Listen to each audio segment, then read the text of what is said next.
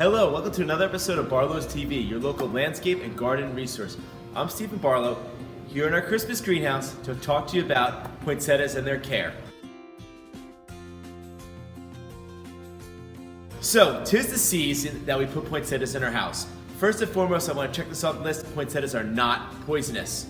Although it's a thought out there that poinsettias are poisonous to cats, animals, dogs, humans, all of the above, they are not. So let's get that taken care of. They're not poisonous. But how do you take care of a poinsettia? Poinsettias are really, really easy to care for, and they kind of do the final touch of your Christmas decorating inside your house. They give that nice bright red or white, those Christmas colors for your decorating. But customers are always concerned of how to take care of them. They feel like they're gonna die. You do not want to overwater your poinsettia. That's the number one thing we see in customers that have issues, is that they overwater their poinsettia. So poinsettias like what we call dry feet. So dry feet is something like this plant right here. If you look at the soil, it is dry. That is when it is ready to be watered.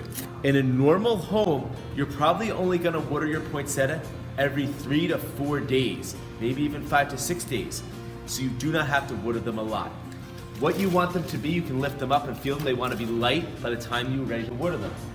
This right here is a poinsettia that is wet. If you look at the top of the soil right there, it is wet.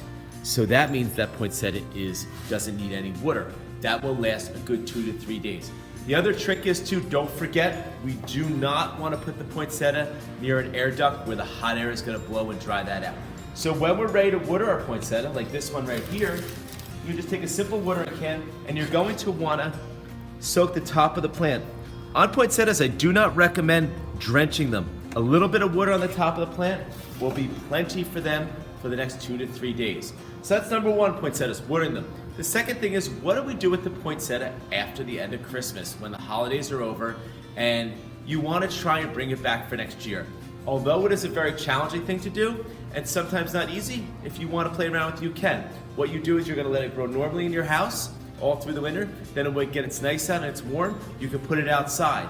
Now you're going to want to fertilize it a lot. They're hungry plants, so you want to make sure you give it a lot of fertilizer once you put it outside in a sunny area, south facing, something like that. Remember, these plants are native to the tropics of Mexico, where it's sunny and hot.